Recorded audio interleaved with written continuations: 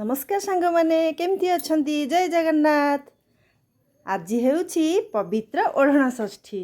आपण माने देखुथिबे आम ठाकुर को गोटे गोटे गोलापी रंगर शीत वस्त्र घोड़ लगी हेछि।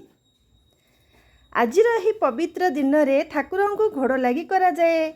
आम जेजेमा जेजेबापा समय यही जिनस लगी हेई आसुछि। आम जेजेमा कहवा अनुसार आज ठारू ठाकुर को शीत हुए से देखुथिबे एई 2 दिन हैला बहुत शीत बढ़ी जाइछि नुह।